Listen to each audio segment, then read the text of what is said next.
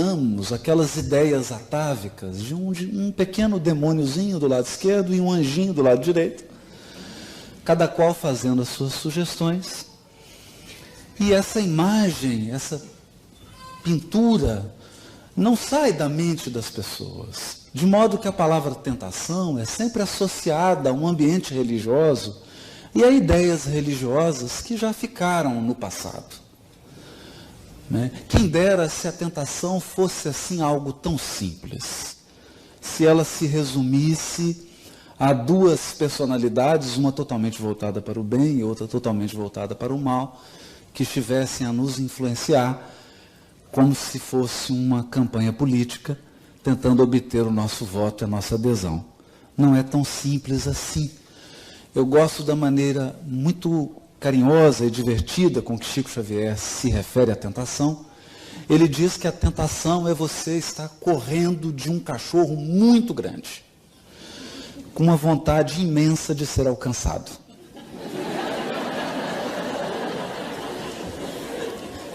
Porque a tentação tem um componente forte do desejo.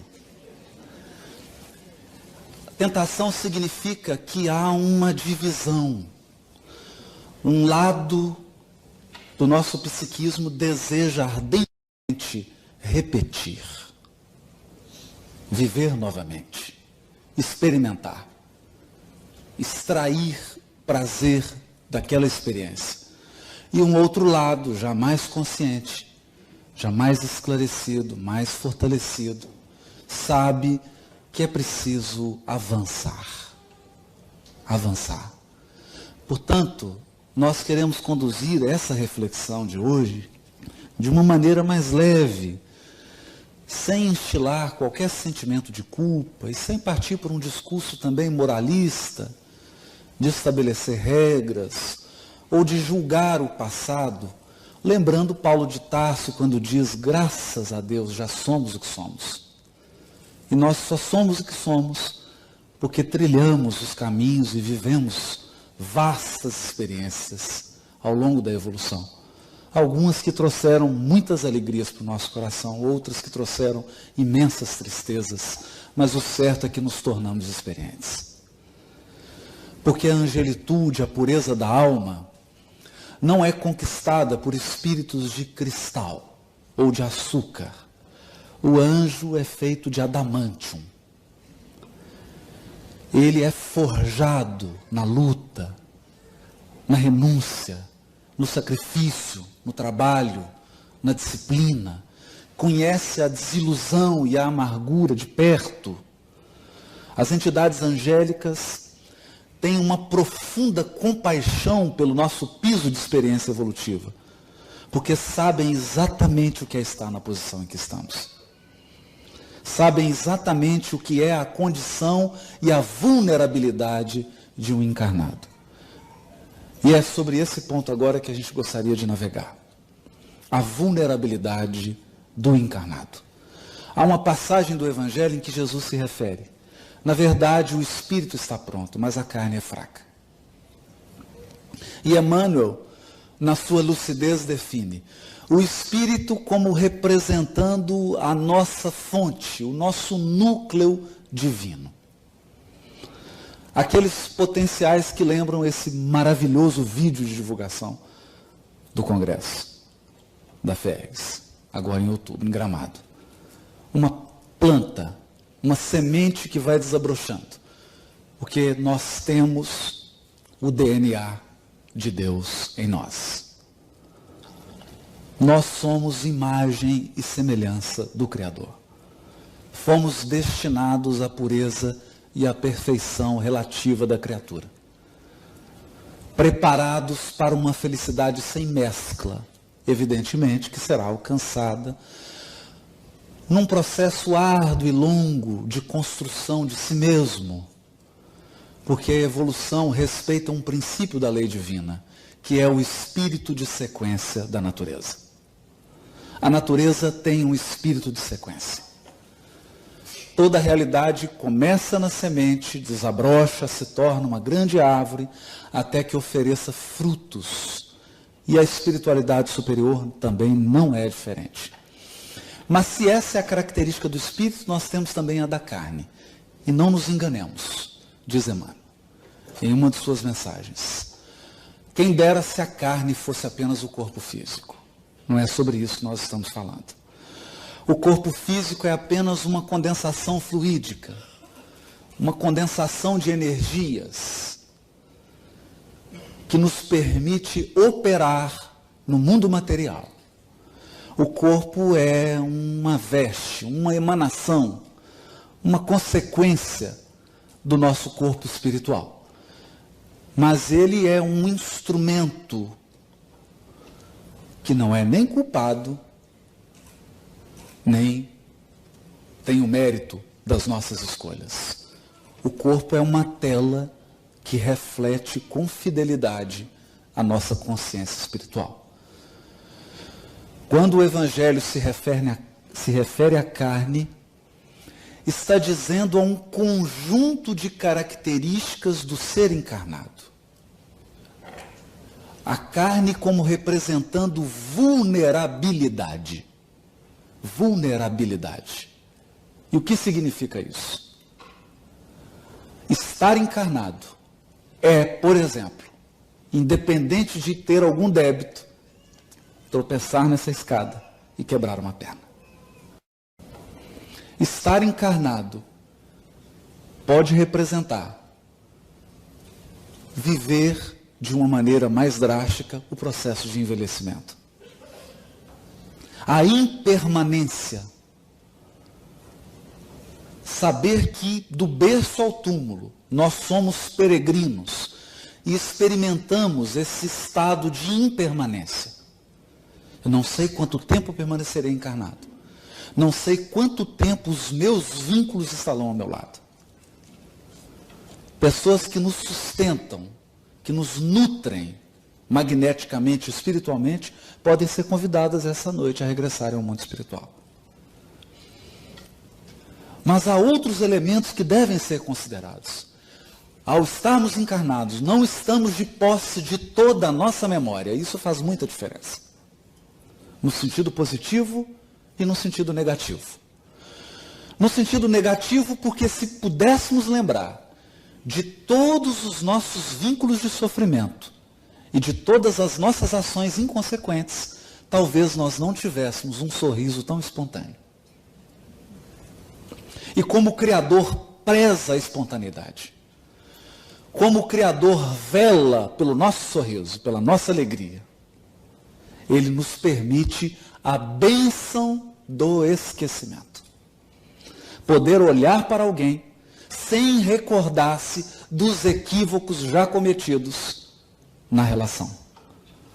Poder recomeçar, de novo, reconstruir, refazer, reconstituir, recompor o destino, sem julgamentos, sem condenações, sob as bênçãos do esquecimento. Mas há outro lado também. Não lembramos com nitidez das nossas potencialidades. Elas fluem para o nosso consciente como intuições, aptidões. O que a mentalidade vulgar chama de talentos, mas que na verdade são aquisições. Se nós pudéssemos lembrar com nitidez de todos os idiomas que nós já falamos, o que seriam das escolas de idiomas? Imagine. Então estamos como que num processo de memória reduzida. Apagados. Outra questão muito importante. Ao encarnarmos, não temos uma sustentação magnética mais direta daqueles espíritos do nosso círculo familiar que já se encontram em estágios mais avançados. Isso nos conduz a duas situações. Primeiro, uma situação de saudade, de vontade de ser nutrido novamente, de poder estar ao lado desses corações que nos amam profundamente, mas que avançaram ao passo que nós preferimos estacionar. Eles nos nutrem,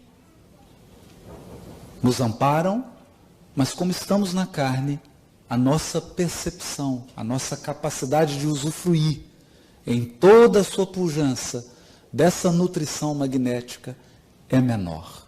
E é por isso que a entidade angélica responsável pela encarnação de Alcione, quando ela se propunha a encarnar para resgatar uma alma muito querida do seu ciclo de relações, ele diz para ela: partes numa missão arriscada. Você tem consciência de que na carne, embora a sua condição espiritual, vai experimentar carência, solidão, necessidade de aprovação, necessidade de acolhimento, necessidade de envolvimento. Você partilhará de todas as necessidades da condição humana. E não se engane, entre elas, deixa subentendido, nas entrelinhas, o próprio desejo de ser mãe.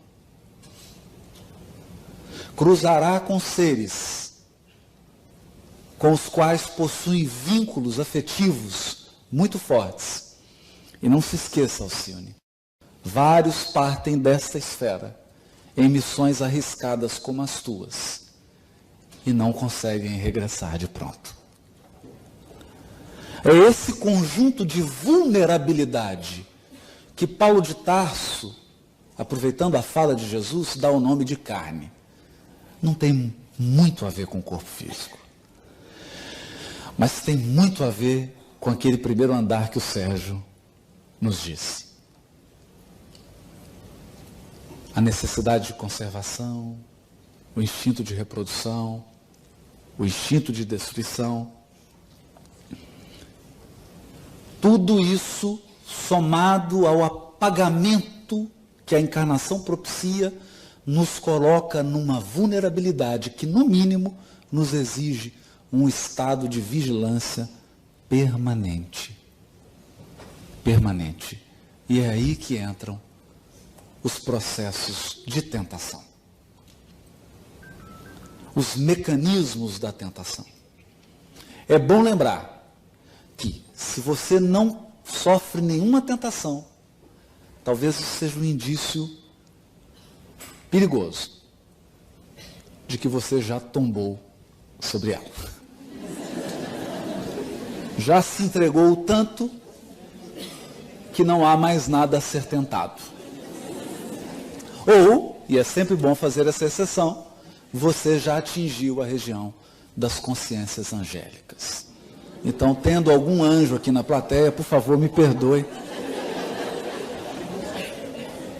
Eu talvez não entenda muito o fato de você estar aqui ouvindo essa palestra, mas, por favor, vibre por nós. Mas se compartilha a experiência conosco, viver o processo da tentação é natural na evolução.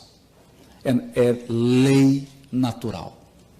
É lei física. Por quê? Simples. Nós aprendemos isso nas aulas básicas de física, lei de ação e reação. Mas aprendemos na doutrina espírita algo profundo. A lei natural é a mesma lei moral. E a lei moral é a mesma lei natural. Não existe uma lei natural e uma lei moral. Portanto, Newton é um sacerdote. Quando Newton estabeleceu as suas equações e as suas 3 leis, ele estava falando de evangelho. E de física também, porque não tem diferença. A lei divina ou lei natural é a mesma. É a mesma. Porque há um só Deus. Um só Deus. Uma só lei. Há um plano de unidade na infinita diversidade da criação. Isso significa que, toda vez que eu instauro um movimento novo, eu preciso dar conta da inércia. Claro. Se você está dirigindo um carro a 100 km por hora e precisa reduzir para 40 km por hora, o que acontece? Você vai reduzir imediatamente, mas sofrerá simultaneamente a inércia do movimento anterior. Da mesma maneira, se você conduz um carro a 20 km por hora e acelera a 100, mudou o movimento, sofrerá a inércia do movimento anterior. Como que nós sentimos isso? Como que alguém sente isso? Não importa se ele sabe de física, se ele sabe de doutrina, isso não importa. Ele sente um solavanco para frente ou um solavanco para trás. E isso significa experiência da lei de Deus. Portanto, toda vez que eu saio de um processo psíquico que pode ter durado 5 existências e ingresso num novo movimento psíquico, há uma inércia do movimento anterior. Essa inércia do movimento anterior é vivida como um processo de tentação. Dá vontade de voltar. É natural. E às vezes a gente volta.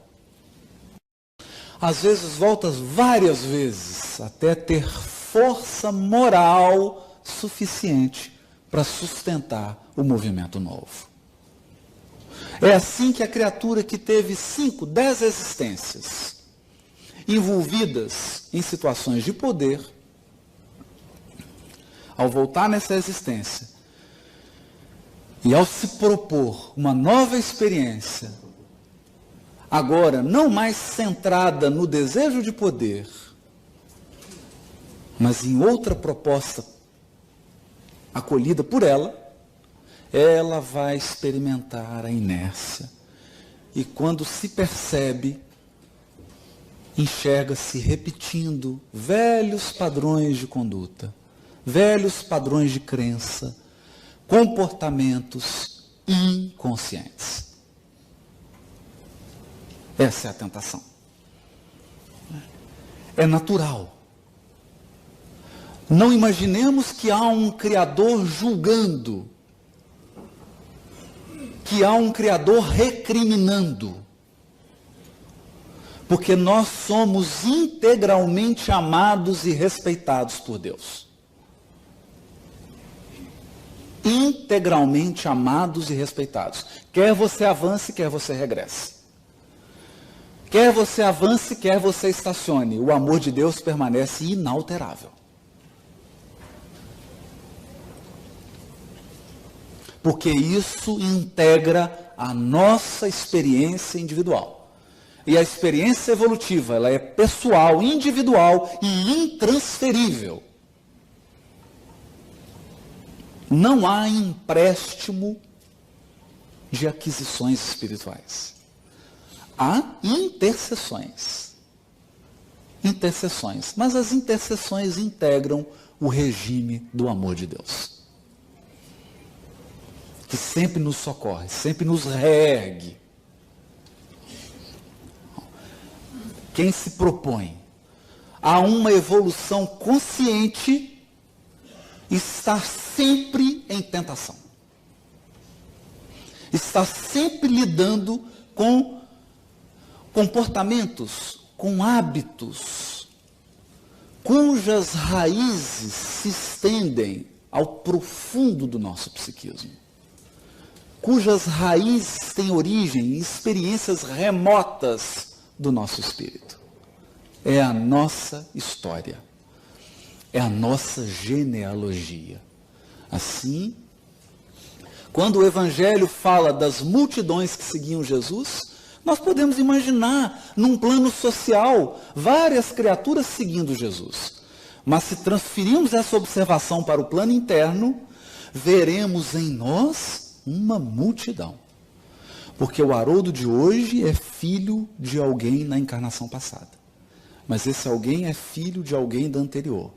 E assim eu vou numa cadeia regressiva e nós podemos voltar 20, 30, 40 reencarnações para trás.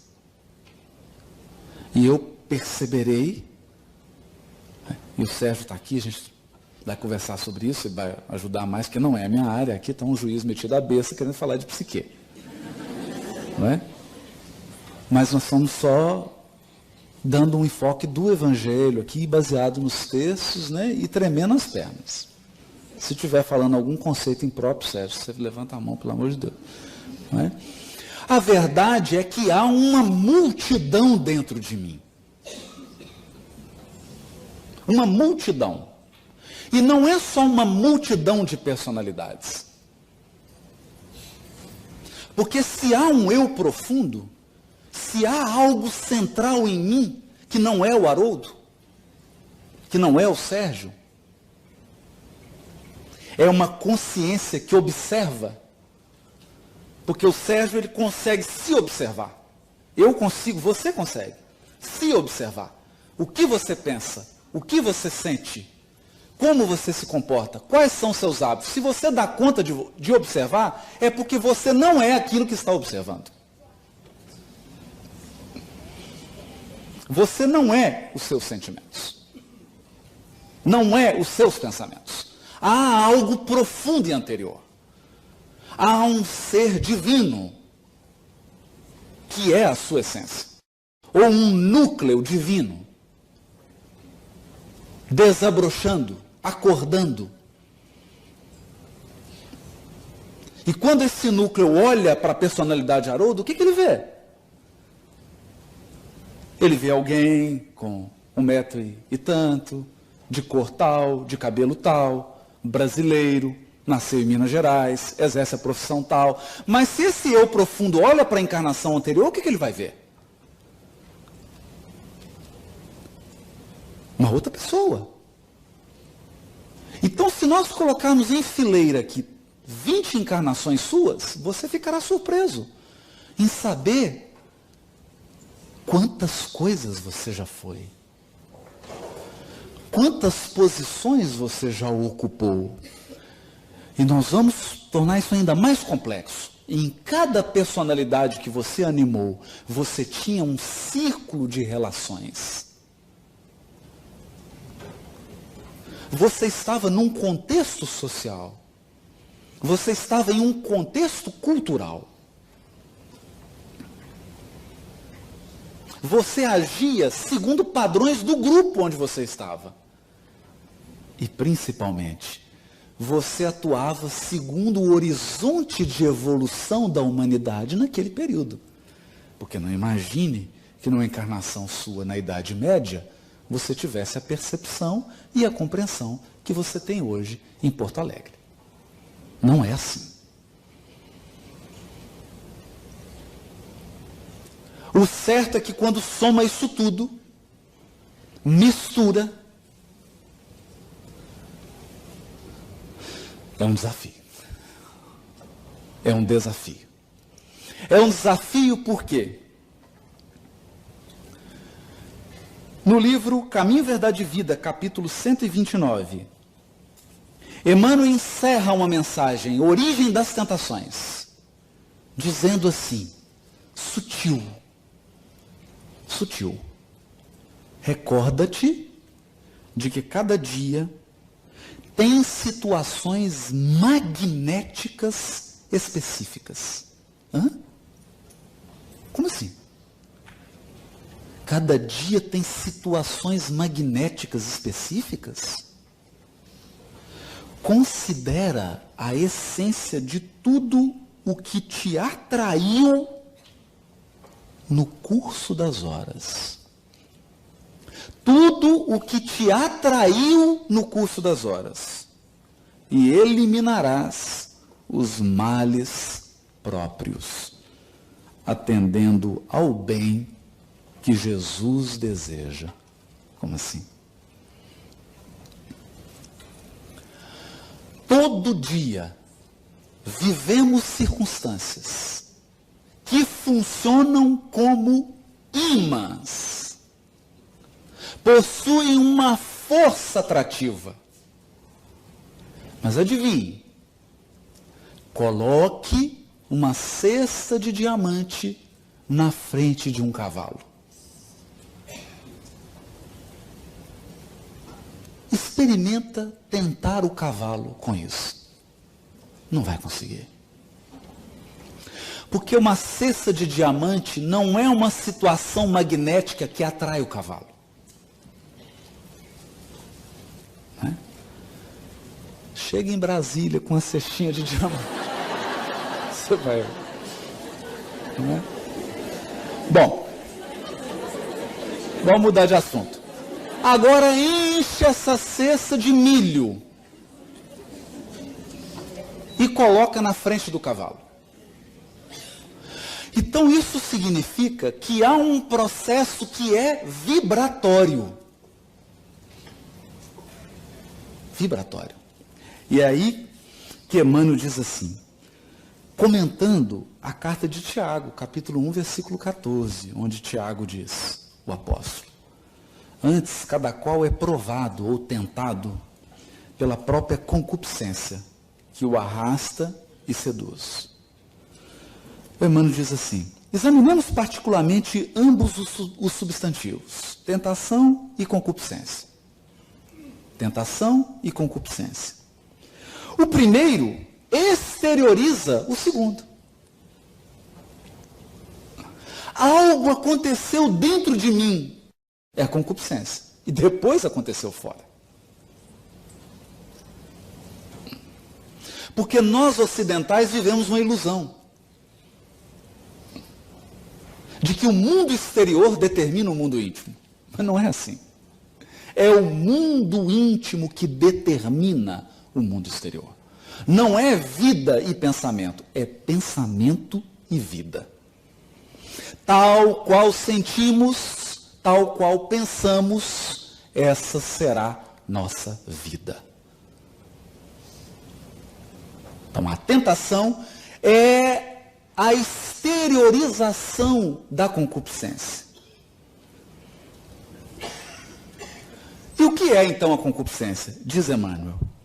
O fundo viciado e perverso da natureza humana primitivista. Fundo, viciado e perverso. Aqui nós temos dois componentes, vício e perversidade. Vício é algo que passou da medida. Nós dificilmente encontramos animais viciados. O instinto é preciso. O instinto sexual nos animais, ele é cíclico, temporário, preciso, e ele é atendido com beleza e com precisão. Ninguém encontra um leão ou um cachorro num consultório psiquiátrico porque está viciado em sexo. Só para a gente... Não há isso. Por quê? Porque ele vive a experiência sem que a experiência o domine. Já no ser humano, que entrou na sensação, há um componente muito especial. E ele se chama desejo. Desejo. E o desejo tem uma característica muito especial. Ele é insaciável. Insaciável. O desejo, se não for conduzido, se não for direcionado com sabedoria e com autodomínio, por isso que o Sérgio colocou aquela frase bonita de Kardec. O que é a obsessão? É o domínio que um espírito exerce sobre outro. Domínio. Mas ele só exerce esse domínio porque a criatura não tem autodomínio. Autodomínio. Ninguém vive sem desejo, porque o desejo é a mola propulsora da evolução. Ele é o motor do barco. É ele que impulsiona o nosso psiquismo. E é ele que dá euforia, alegria de viver. É isso? Corrija aí. Ele propulsiona. A questão é, não basta o motor do barco, precisa do leme. Imagina um barco com um motor possante sem leme. Conduz para um penhasco. A questão é, ao longo da nossa experiência reencarnatória no orbe, nós fomos escravos do desejo. Mas não foi 1, 2, 3, 4 encarnações, não. Nós estamos falando de 50, 100. Tem gente aqui que está desde capela, ou seja, há 40 mil anos veio parar aqui, 25, 40 mil, e está aqui. E eu não sabia contabilizar quanto tempo ele ficou lá. Então, essa submissão ao desejo gera um fundo psíquico viciado, gera uma frouxidão da vontade, uma incapacidade de autodomínio e pior, uma inconsciência. Porque, como diz um pai da igreja, só pode ser salvo aquilo que é reconhecido. Se eu não reconheço a sombra, se eu não reconheço a minha fragilidade, não posso regenerar. Porque ninguém regenera o que não reconhece.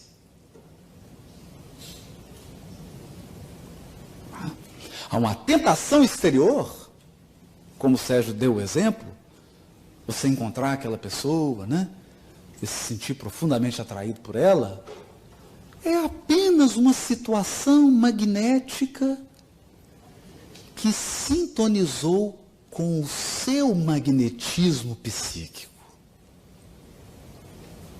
O seu desejo sexual, que não está reconhecido e que não está trabalhado, atraiu essa circunstância. E vai atrair várias outras. É natural isso. É muito natural. É isso que Emmanuel está dizendo. Então, fundo viciado, mas tem também aqui um elemento que é a perversidade. E a perversidade é algo paradoxal, é algo que nos deixa perplexos. Certa vez eu conversava com o Roberto Lúcio, que é um dos dirigentes do corpo clínico do Hospital Psiquiátrico Espírita André Luiz, na cidade de Belo Horizonte. Não é? Então nós conversávamos, na casa dele inclusive, a gente que não é da área, né, se assusta um pouco com certos quadros psiquiátricos, sobretudo quando eles chegam no judiciário. Então a gente fica assustado, porque a gente fala, meu Deus, como é que pode existir um ser humano que chega nesse nível, né? Da perversidade, não é? Nos mais extremos da perversidade, não é? Quando a maldade vira prazer, quando a criatura encontra gozo na maldade, não é? E aí o Roberto me disse assim, Haroldo, eu vou te dizer uma coisa, você vai ficar impressionado. Só as grandes inteligências dão conta de chegar à perversidade.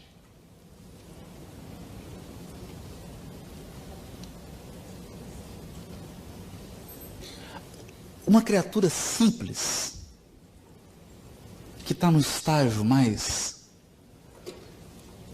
mediano da evolução, que não tem um desenvolvimento da inteligência tão profundo, não chega a esses patamares de perversidade, não dá conta. Para chegar num patamar de perversidade, você tem que fazer um completo descolamento de razão e sentimento. Só grandes inteligências. Se alguém tem dúvida, eu recomendo que leiam o livro Libertação e estudem nosso companheiro Gregório.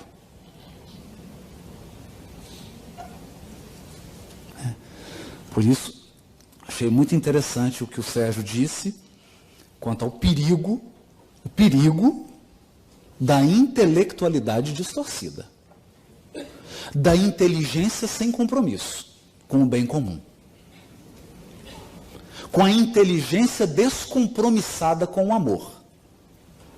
Porque você não se torna feliz pelo que você sabe. Você se torna feliz ao amar e ser amado. Nós só nos tornamos felizes quando reconhecemos o amor de Deus. Quando reconhecemos que somos infinitamente e integralmente amados por Deus. E quando, em retribuição, em dádiva a esse abundante e infinito amor, eu amo. Porque a gente precisa aprender a nutrir-se do amor que dá.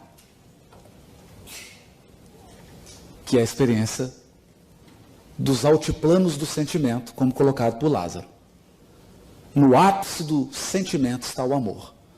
Porque é quando você se nutre do que você dá, não mais do que você recebe.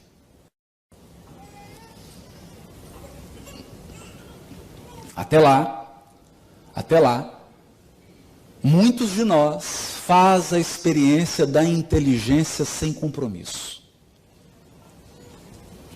Da inteligência que raciocina, cria sistemas, cria teorias, discute, estabelece hipóteses e teorias, mas está minimamente preocupado com o bem comum. Está minimamente preocupado com a paz, com a harmonia, com a integridade de todos. Então aqui há um outro componente que é esse da perversidade. Fundo viciado e perversidade são forças magnéticas ou fulcros, são brasas dentro de nós que irradiam um poder atrativo gigantesco que atrai pessoas, circunstâncias, acontecimentos, situações. E talvez alguém vá pensar, mas por que Deus permite isso? Porque nós estamos tão desconectados da experiência interior que para enxergar dentro a gente tem que ver fora antes.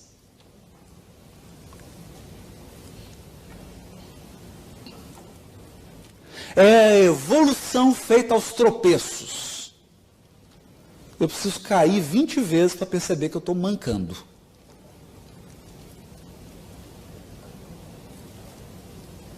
Depois de tanto cair, você fala, meu Deus, eu estou caindo. Aí olha, nossa,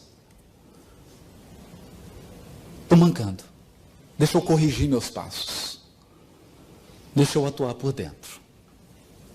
E essa é a proposta. Essa é a proposta. Porque não adianta isolar-se do mundo, não adianta adotar a postura psíquica do fariseu, que é vestir-se de pureza, né? Então, adotar rituais exteriores, que não são só religiosos. Existe uma série de outros rituais que são adotados para anestesiar a consciência.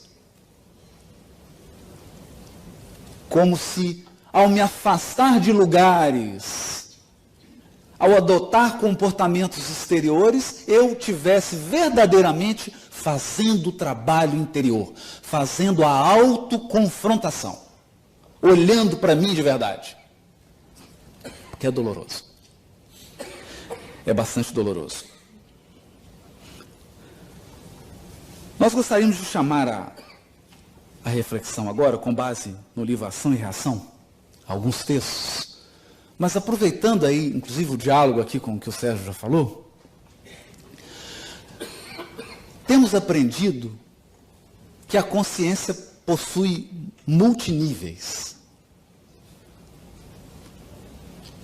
Como o Sérgio disse, não é compartimentado, é uma teia dinâmica.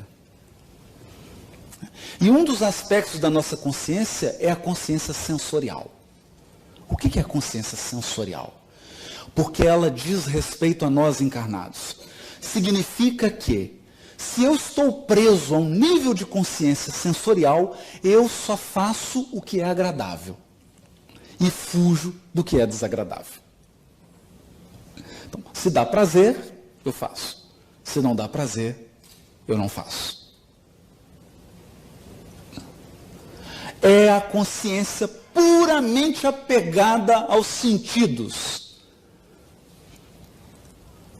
Mas para desenvolver senso moral, é preciso ter coragem de sobrepujar a nossa consciência sensorial. Significa que você acorda em Porto Alegre e está aquele clima ameno, 5 graus. Ameno para o Rio Grande do Sul, né? Em Minas Gerais, se chegar a 5 graus, o governador decreta estado de calamidade pública e ninguém sai na rua. 5 graus em Minas, né? Então, 5 graus, aquela chuva, 6 horas da manhã, toca o despertador. Domingo, porque tem um encontro de trabalhadores da região federativa, você tem que dirigir 300 quilômetros para poder ir. Então vamos lá. Qual que é o primeiro impulso sensorial? Meu Deus, eu ficar quieto aqui, né? Tira esse despertador. Quem vai querer abandonar aquela sensação do edredom, aquela coisa gostosa, que o melhor sono, esse assim das 5, das 6 da manhã, não é? Aquela coisa maravilhosa, no frio lá fora, você quente aqui. Aquela sensação, o que faz abandonar todo esse estado de agradabilidade sensorial? O senso moral. O senso do dever. Por quê? A consciência moral se orienta por outro padrão. O bom nem sempre é agradável. O bom nem sempre é agradável. Mas isso é senso moral. Por isso Kardec dizia: compreende melhor o espiritismo quem tem o senso moral desenvolvido. Porque a consciência que ainda está no nível sensorial tem muita dificuldade de entender o espiritismo. E mais dificuldade ainda de entender o evangelho. Falando, esse povo de evangelho só vem falar de cruz, pelo amor de Deus. É só sofrimento. Não é. Não é. Você não adquire um título de competência sem senso moral, sem disciplina. Porque é chato mesmo. Um pianista que se apresenta num grande concerto, que estuda 8 horas por dia, é chato mesmo.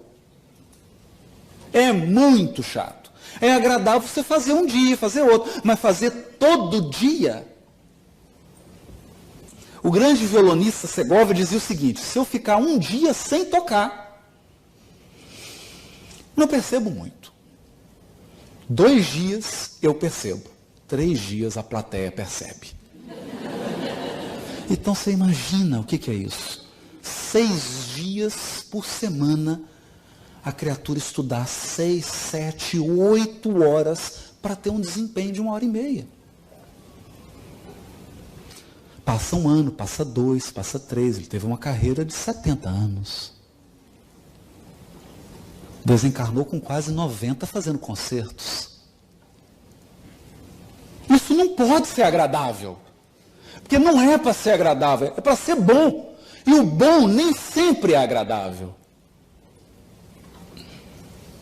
Então, quando nós dizemos de superar uma tentação, não é agradável. Não é. Agradável é cair na tentação. Por isso que o Chico dizia: Tentação é ser perseguido por um cachorrão, com a vontade de ser alcançado. Você está assim, vem, eu vou correr devagar, me pega, né? Que é agradável. O agradável é cair na tentação. É deixá-la te dominar. O desagradável é vencer-se, é superar-se. E para isso, qual a força? Qual a força que polariza o nosso esforço de renovação íntima? Qual é a força que nos torna capaz de superar hábitos milenares? O benfeitor Druso, no capítulo 2 do livro Ação e Reação, diz o seguinte: é que o propósito da vida trabalha em nós, e conosco, em nós e conosco, através de todos os meios, para guiar-nos à perfeição. Cerceando-lhe os impulsos, agimos em sentido contrário à lei, criando aflição e sofrimento em nós mesmos. Então, assim como a semente anseia ser árvore frutífera, ela anseia tanto que basta você colocá-la na terra e acontece aquilo que o vídeo mostrou, o milagre da vida.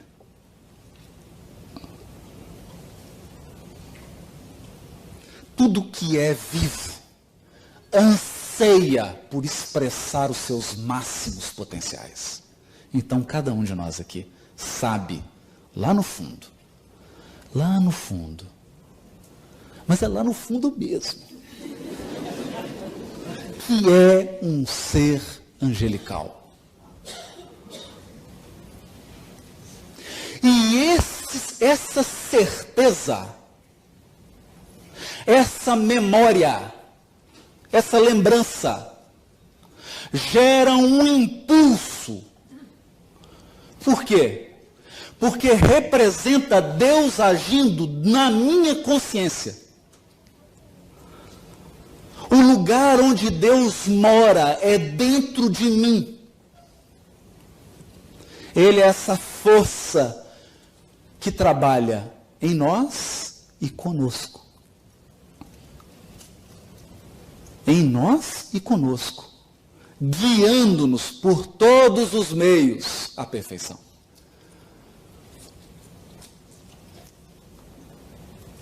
Todas as plantas da terra crescem buscando a luz.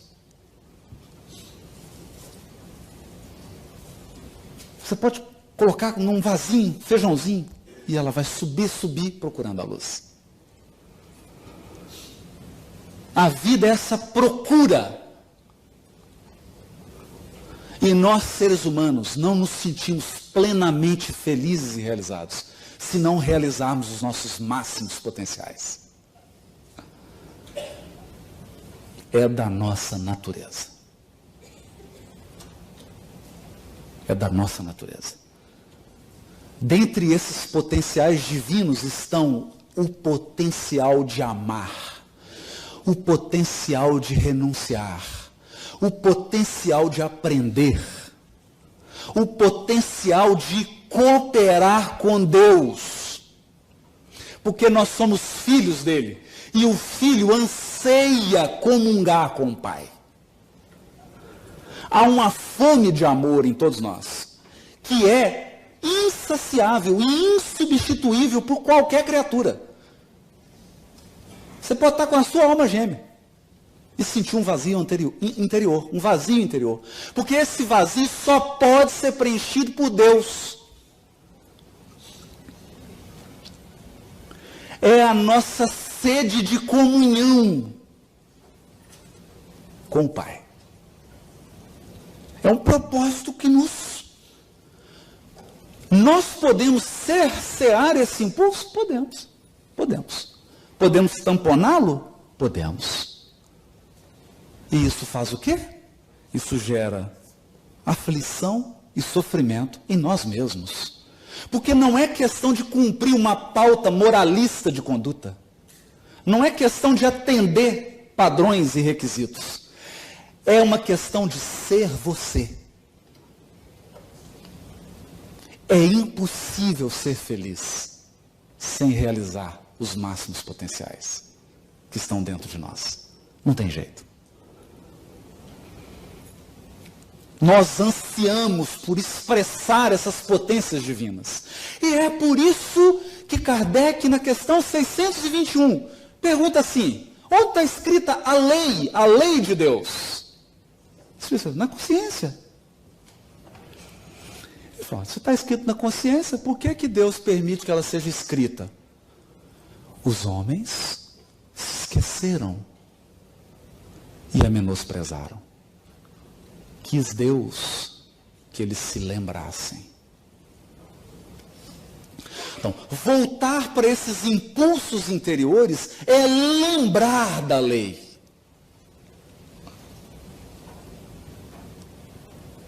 Caminhar rumo à angelitude é lembrar. É acordar. É despertar a consciência. Despertar. Porque já está dormindo aí dentro de nós. E é por isso que Silas, no capítulo 8, já caminhando para o final, no livro Ação e Reação, ele diz assim, vou tirar porque agora a vista cansada, a idade já está chegando. Todos possuímos, além dos desejos imediatistas comuns, que é a esfera, necessidade de ir ao banheiro, necessidade de comer, não é? Aquelas necessidades comuns que geram desejos, não é mesmo? Daqui a pouco nós vamos desejar comer alguma coisa à noite? Espero, né, Gabriel? Estou dando a dica. Hashtag, fica a dica. Hashtag, fica a dica, né?